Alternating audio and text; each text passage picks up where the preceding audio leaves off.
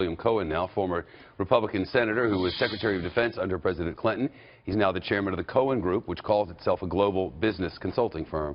Sir, thank you so much. Well, good to be with you, Chip. It's easy to understand how this is confusing and doesn't make a lot of sense to people because our government is not always straight with us about what's going on.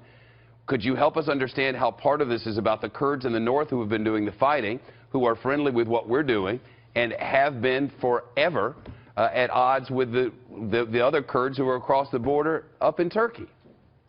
Turkey has had a challenge for many years now, the PKK, and this is a terrorist group that has been launching attacks inside of Turkey itself. So that doesn't come as a surprise. What is a surprise to me, and has been for a long time, is the United States continues to dither on the issue of whether we're going to provide support, namely a safe zone for the hundreds of thousands of people who are now trying to flee Syria. You have to think about this in terms of the magnitude of what is taking place. 250,000 people have died already in this conflict.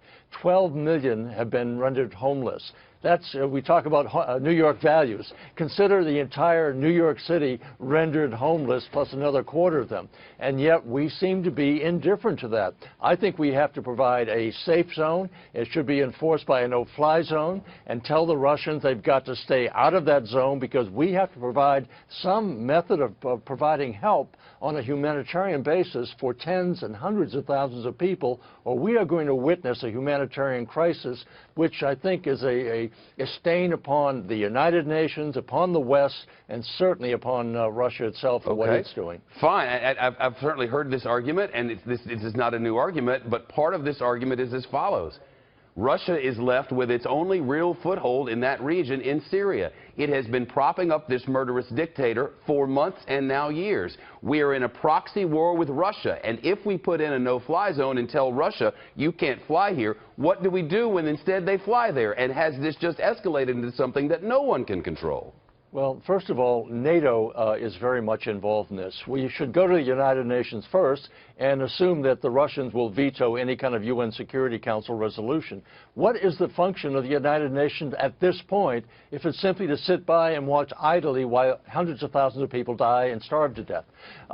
So what is the UN doing? The answer is not very much at this point. So we need to convey that the United Nations, if it does not take action, NATO takes action, because NATO is going to be destabilized with all of these hundreds of thousands of people fleeing Syria coming into Europe, some of which contain some terrorist groups, to be sure. And so we've got a NATO problem now, and it should be NATO taking this action, which includes Turkey and other countries, but especially since Saudi Arabia has pledged to put some ground troops in, UAE has pledged to join the fight. It has to be an Arab face on this, but we have to take a leadership role as well. The United States has just proposed a budget of some $7 billion increase for fighting ISIL.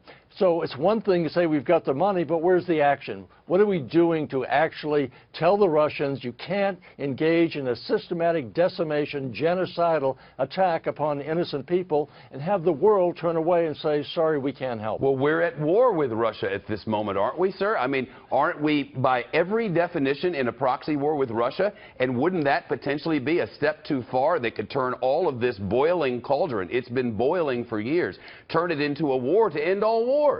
No, it's not a war that's going to take place, but what you have to have, Secretary Kerry is trying to negotiate a peace settlement. You can't go to the table with a stick when you're fighting a Russian bear.